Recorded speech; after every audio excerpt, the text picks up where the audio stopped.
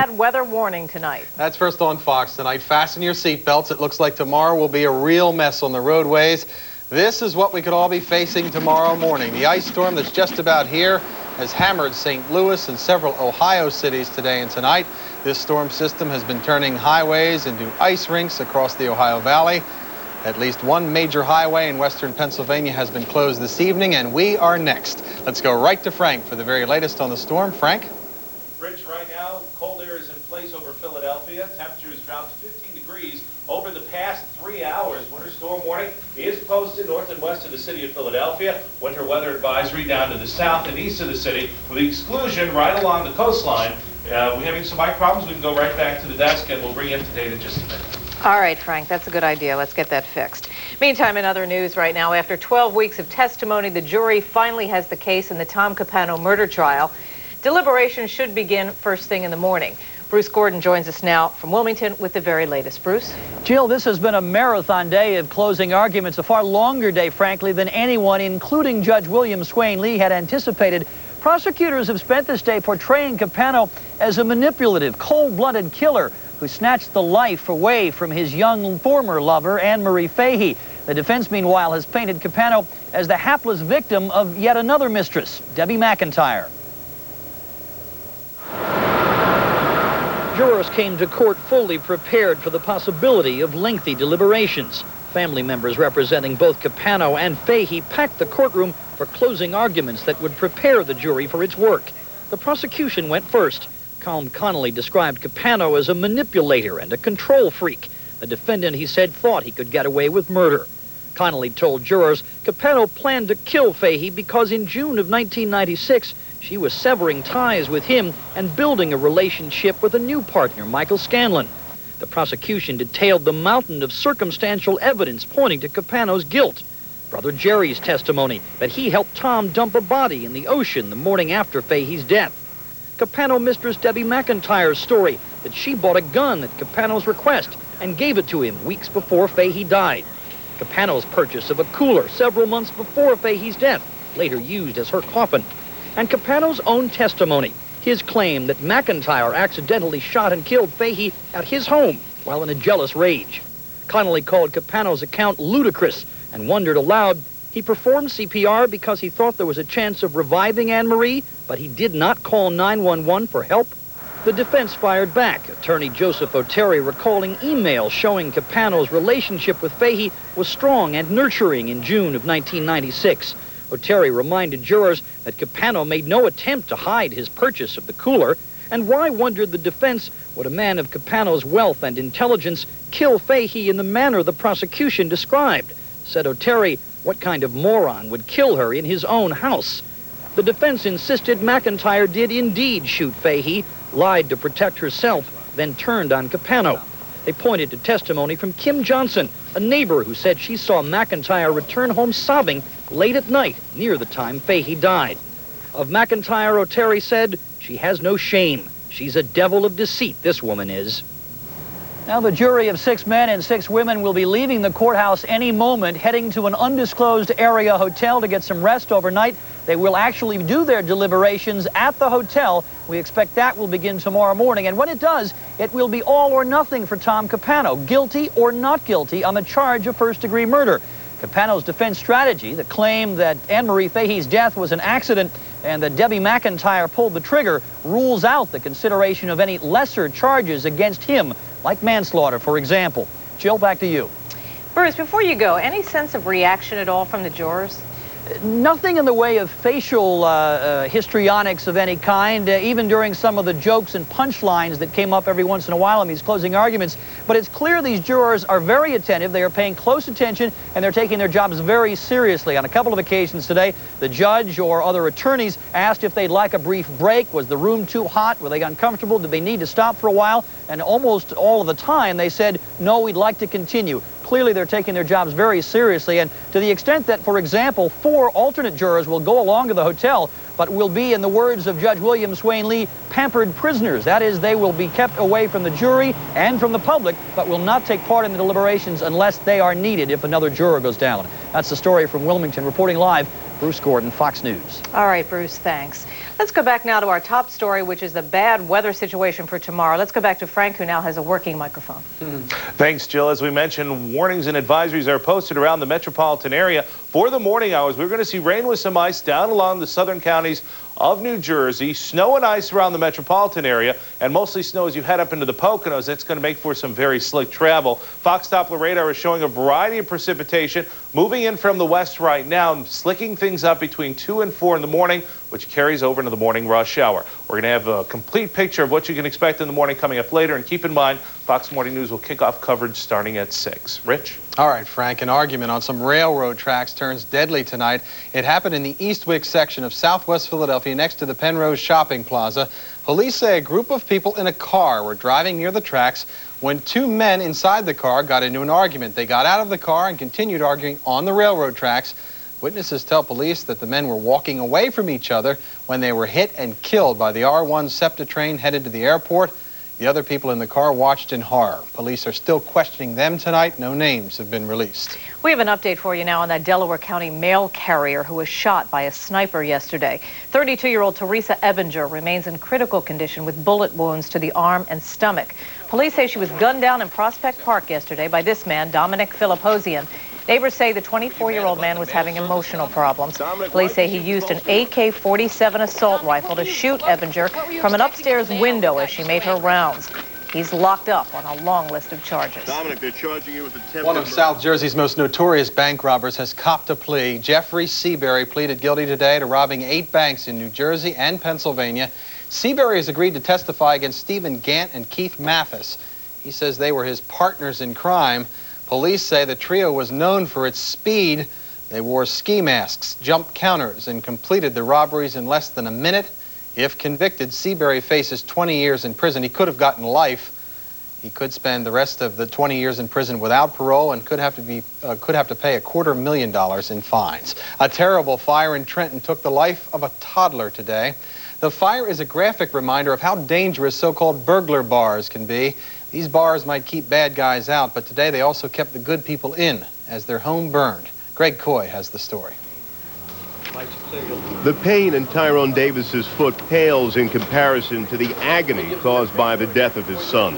An early morning fire swept through his Trenton apartment. The flames trapped him, his girlfriend, and their 3 young boys. There's no other way to get out but that window. Unfortunately, one of my sons didn't make it. His 2-year-old son, Fijon, died in the blaze. Firefighters say burglar bars on the apartment windows foiled attempts to rescue or escape. A Trenton inspector demonstrates why this type of bar failed city code. You have to lift it up to get it past these lips and then pull it out, okay? The city says it has to be all in one motion, one readily swingable opening. Many firefighters understand that homeowners and tenants will use window bars to protect property. But those same bars during a fire aren't going to help save a life. I don't think they moved. Roger Simmons likes the window bars on his apartment because his concern is theft, not flames. Fire versus break-ins, it's kind of like, well, which one are you going to pick? Experts say you shouldn't have to choose. From the inside, a person ought to be able to open this up so it swings right open and they can get right out and treat this as if it were an exit. Tyrone Davis never had a choice. If that one was undone, you could have walked out safely untouched. Because the windows were barred shut, Davis says he lost his youngest son to fire. In Trenton, Greg Coy, Fox News. The 6-year-old twin boys are in critical condition tonight. Since the window bars did not meet code, the landlord could face charges. An overnight fire in Radnor caused extensive damage to the Overbrook Country Club. The 2-alarmer was reported just after midnight at Sproul Road and Route 320. It took firefighters several hours to bring that blaze under control. One person who lived in the clubhouse is still at Bryn Mawr Hospital tonight, recovering from smoke inhalation. Investigators are still trying to find the cause. Radnor Valley Country Club says it will try to accommodate those who had special events already booked.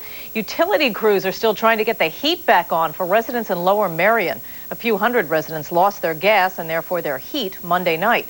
George Mallet is in Ballackinwood, where things are slowly getting back to normal. What's the story, George? Well, Jill, slowly is the key word. What PECO crews are doing as we speak is restoring the flow of natural gas to this corner of Lower Merion Township. And as they do that, they're going door to door.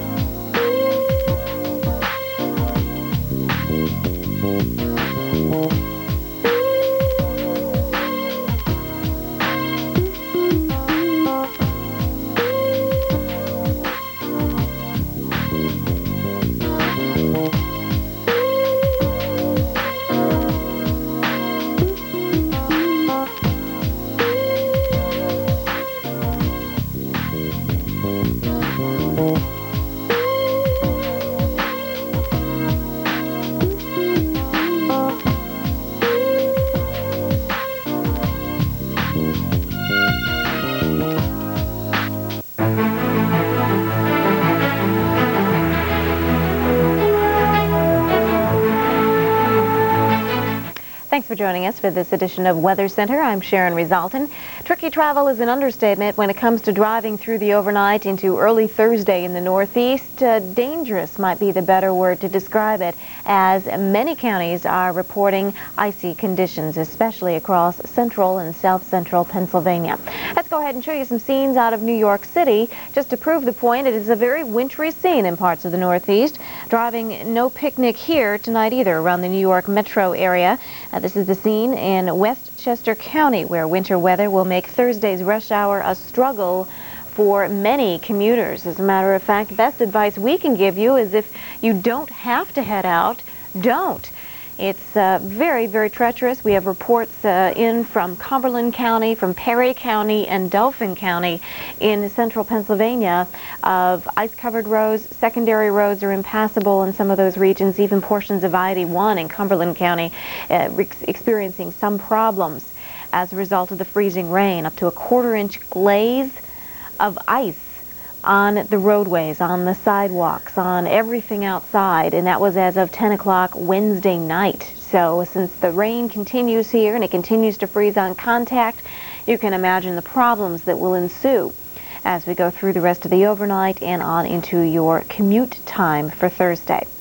All right, there's a look at the situation in the Northeast. It's a snow event extending from Boston back down toward New York City. Snowy too around Binghamton and out toward Erie and Cleveland. But as you get further southward, you run into the freezing rain. Areas like Philadelphia, Harrisburg, Pittsburgh, you're starting to see a little sleet and some snow mixing on in, but very tough travel. A lot of cold air coming down on the front side of an area of high pressure, Arctic high. And it's a kind of a battle between the cold air and the warmer air coming in out of the south and west. And the warm air and the mild air is riding up and over that cold dome of Arctic air. And where that dome of Arctic air is rather shallow and closer to the surface is where we're finding the freezing rain. Where it's all cold in all layers or levels of the atmosphere, that's where we're finding the snow coming down. So it's going to be a battle of those two air masses. Some areas are actually going to switch over to snow, and then the warmer air comes back at you as you extend on and through the day Thursday and eventually change back over to rain.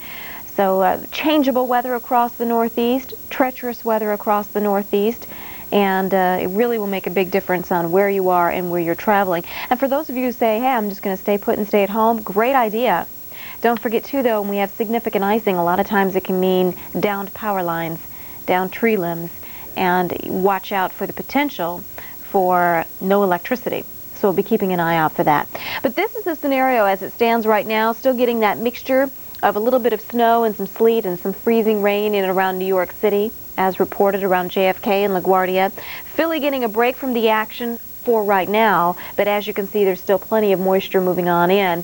Washington, Baltimore, you can expect to see some of the icy conditions as well.